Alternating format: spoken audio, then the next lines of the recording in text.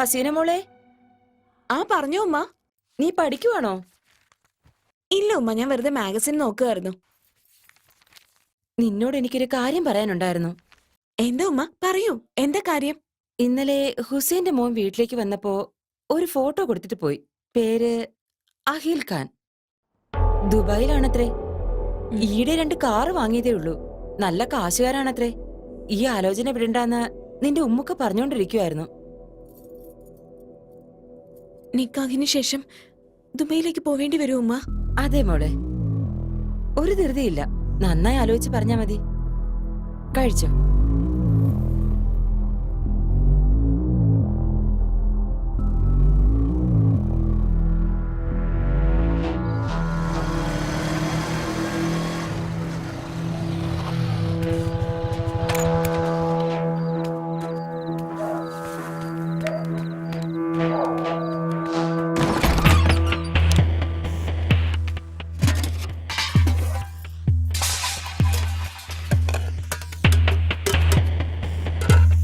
എടാ, ദിവസവും രാത്രി നീ എവിടെ പോയി കറങ്ങിയിട്ട് വരുവാ? എന്താടാ നിന്റെ പരിപാടി? എടാ, നിന്നോടാ ചോദിച്ചത്. എടാ കുരുത്തം കെട്ടവനെ, ചോദിച്ചിട്ട് വല്ല കൂസലും ഉണ്ടോ നോക്കിയേ. നിന്റെ അച്ഛൻ രാത്രിയെന്നോ പകലെന്നോ ഇല്ലാതെ കഷ്ടപ്പെട്ടിട്ടാ നിനക്ക് പണം അയച്ചു തരുന്നത്. അതൊക്കെ നീ വലിയ ആളായി കാണാൻ വേണ്ടിട്ടാ. നീ പഠിക്കുന്നുണ്ടോ ഇല്ലയോ? എടാ നശിച്ചവനെ, നിനക്ക് ചെവി കേട്ടൂടെ? ആ വണ്ടി ആരതാടാ? പറയടാ. ആ ഹൗസ് ഓണർ വീട് ഒഴിയാൻ പറഞ്ഞിട്ട് ഇപ്പൊ 1 മാസം കഴിഞ്ഞു. ഏതെങ്കിലും വീട് നോക്കാൻ പറഞ്ഞിട്ട് നീ നോക്കിയോ? എന്തൊരു ജീവിതമാടാ നിന്റെ. നിനക്ക് എവിടെയെങ്കിലും പോയി ചത്തൂടെ?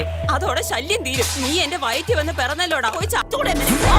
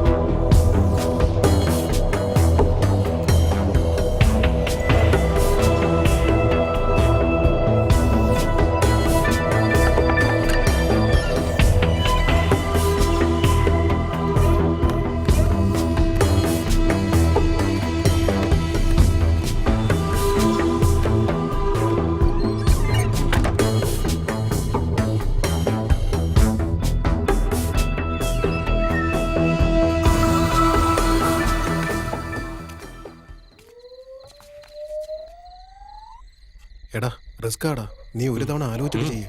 ഇവളുടെ അടുത്ത് നല്ലവനായി നിന്നിട്ട് ഒരു കാര്യമില്ല. ഇതാണ് അതിന്റെ ശരി. നിങ്ങൾ ഇവിടെ തന്നെ നിൽക്കേ. ശരി, ചെല്ല്. ഉണ്ടായിരടാ. ഇത് കുറച്ച് അപകടം പിടിച്ച പണിയാ. എനിക്കാണെങ്കിൽ നല്ല പേടിയുണ്ട്. ഇവൻ എന്തുവായി ചെയ്യാൻ പോന്നേ? ആ നീ പൊക്കോ പൊക്കോ, സൂക്ഷിച്ച് പതിയെ. അവനതിന്റെ മുകളിലെത്തിയോ? അയ്യ, അവൻ ചാടിയടാ. മിണ്ടല്ലേ. എടാ, അവൻ കുടിക്കുന്ന തോന്നുന്നു. പാതിരാത്രിക്ക് എന്തുവാണ് അവിടെ ഒരു ശബ്ദം? അവന്റെ കാര്യം തല്ലി പൊട്ടിക്കുന്നേ. എങ്ങോട്ടാ പോകുന്നേ?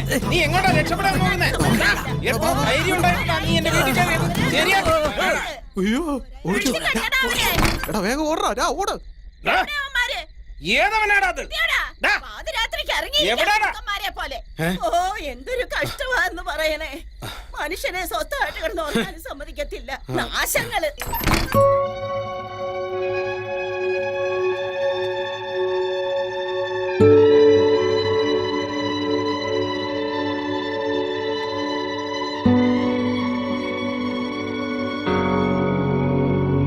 എന്തിനാ ഇങ്ങനെ നോക്കുന്നേ? എന്താ വലിക്കുന്നോ? വാ, വരാൻ. വാ, അകത്തേക്ക് പോ. ഓരോന്ന് പഠിക്കടാ.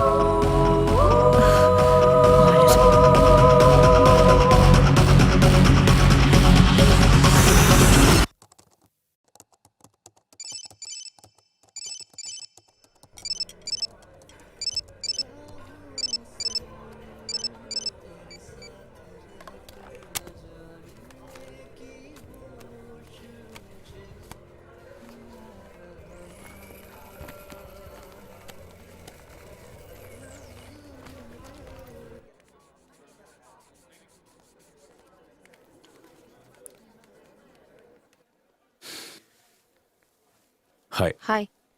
ഇരിക്കെ. ആ. കാവ്യ തലചുറ്റി വീണെന്ന് പറഞ്ഞപ്പോ ചെക്കപ്പിന് കൊണ്ടുവരണമെന്ന് പറഞ്ഞതിലും കാര്യമുണ്ട്. കാവ്യയുടെ റിപ്പോർട്ട്സ് വന്നിട്ടുണ്ട്. ഞാൻ സംശയിച്ചതും സത്യമാണ്.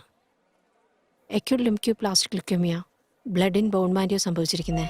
എന്നുവെച്ചാ സ്വാതിക്ക് വന്ന പോലെ ക്യാൻസർ? ആ, ഞങ്ങൾ സ്വാതിയെ ഡയഗ്നോസ് ചെയ്തപ്പോ സ്വാതിയുടേത് ക്യാൻസർ 3ാമത്തെ സ്റ്റേജാ. കാവ്യക്ക് മുഴുവനായിട്ട് ക്യാൻസറായി മാറിയിട്ടില്ല. Nothing to worry. എത്രയും പെട്ടെന്ന് ട്രീറ്റ്മെന്റ് തുടങ്ങുന്നോ അത്രയും നന്നായിരിക്കും. ക്യാൻസർ വന്നെന്ന് പോലും അറിയാൻ പറ്റില്ല. ഇത്തവണ കൂടുതൽ ചെലവൊന്നും വരില്ല. എന്റെ അറിവിൽ ഒരു 4-5 lakhs.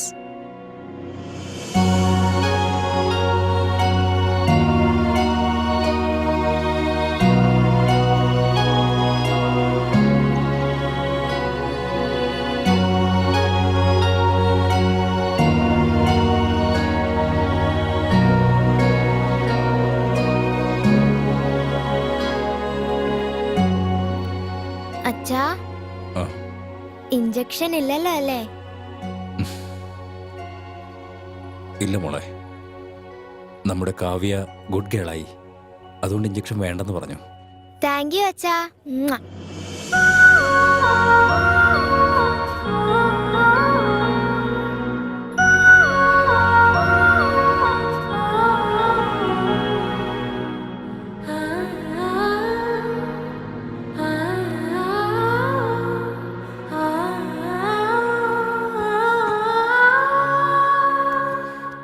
അച്ഛാ, മോളിനി ഉറങ്ങിയില്ലേ? ഉറക്കം വരുന്നില്ല അച്ഛാ. ഒരു കഥ പറഞ്ഞതാ. ഒരുപാട് ലേറ്റായി. ഉറങ്ങു മോളെ. പ്ലീസ് അച്ഛാ, ഒരു കഥ പറഞ്ഞതാ. ശരി. പണ്ട് പണ്ട് ഒരു ഗ്രാമത്തില് ഒരു പശു ഉണ്ടായിരുന്നു. ആ പശു പുല്ല് തിന്നാൻ വേണ്ടി ഒരു കാട്ടിലേക്ക് പോയി. ആ കാട്ടിൽ ഒരു സിംഹവും ഉണ്ടായിരുന്നു. ആ സിംഹം പശുവിനെ കണ്ടപ്പോ ആക്രമിക്കാൻ വേണ്ടി എടുത്തു ചാടി.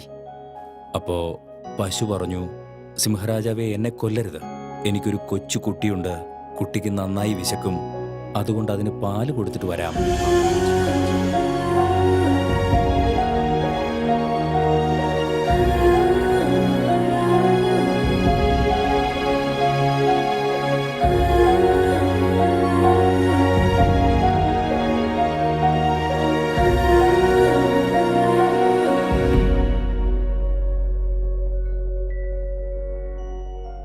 ഭാവനകൾ നമ്മെ യഥാർത്ഥ ജീവിതത്തിൽ നിന്നും ഒരുപാട് ദൂരേക്ക് കൂട്ടിക്കൊണ്ടുപോകും. പക്ഷേ ആ ഭാവനയിലൂടെ നമ്മൾ എത്ര ദൂരം സഞ്ചരിച്ചാലും തിരികെ യഥാർത്ഥ ജീവിതത്തിലേക്ക് വന്നേ മതിയാകൂ. ഭാവനയിലെ ഈ കഥ യാഥാർത്ഥ്യമാണെങ്കിൽ ശരിക്കും വിശക്കുന്നുണ്ട്, അസുഖങ്ങൾ വരുന്നുണ്ട്, മനുഷ്യർ ജനിക്കുന്നുമുണ്ട്, മരിക്കുന്നുമുണ്ട്. ജീവിക്കാൻ ധൈര്യമില്ലെന്നുണ്ടെങ്കിൽ മരിക്കാനെങ്കിലും ധൈര്യം വേണം. മരിക്കാൻ ധൈര്യമില്ലെങ്കിൽ ജീവിക്കാൻ പണം വേണം. ചെയ്ത തെറ്റ് ഞാനിനി ആവർത്തിക്കില്ല. ഈ ഭാവനയിൽ ജീവിക്കണം.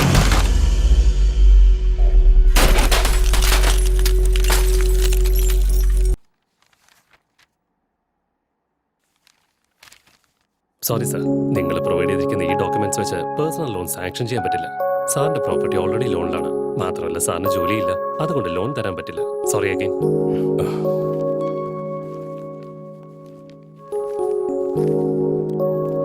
Thank you.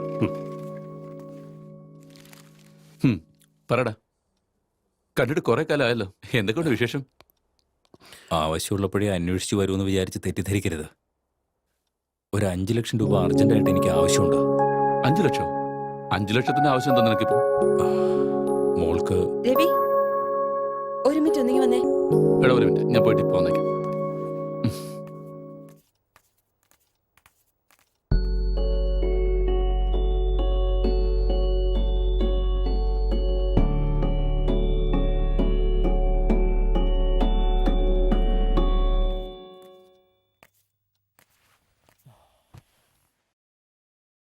നീ ചായ കാപ്പി നിങ്ങൾ കഴിക്കണോ? ഇല്ല, വേണ്ട. സരതി എന്റെ ഭാര്യയുടെ വീട്ടിനടുത്ത് കുറച്ച് സ്ഥലം വാങ്ങിയായിരുന്നു. അപ്പൊ അത് കാരണം ഇപ്പോ പോട്ടെ. എടാ സരതി, മുഖം മൂടി അണിഞ്ഞ് സംസാരിക്കുന്ന മനുഷ്യർ മങ്ങളോട് കൂടിയ മനസ്സുള്ളവർ.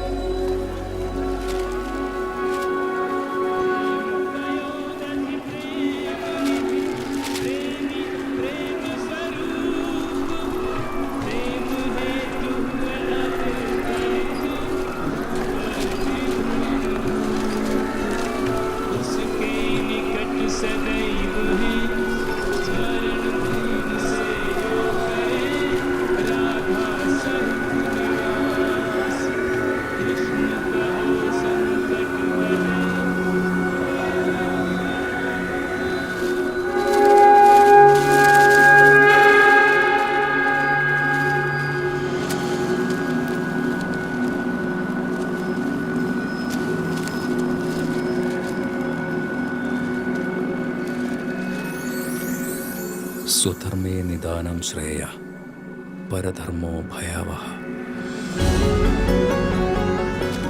എന്തൊക്കെ വേണ്ടെന്ന് വെച്ചാലും ഒഴിഞ്ഞു മാറിയാലും ഇതാണ് എൻ്റെ കർമ്മത്തിൻ്റെ ധർമ്മം. എൻ്റെ കർമ്മഫലവും അതുതന്നെയായിരിക്കും. ഏത് കളിക്കളത്തിലാണോ ആരംഭിച്ചത് അതേ കളിക്കളത്തിൽ തന്നെ അവസാനിപ്പിക്കണം.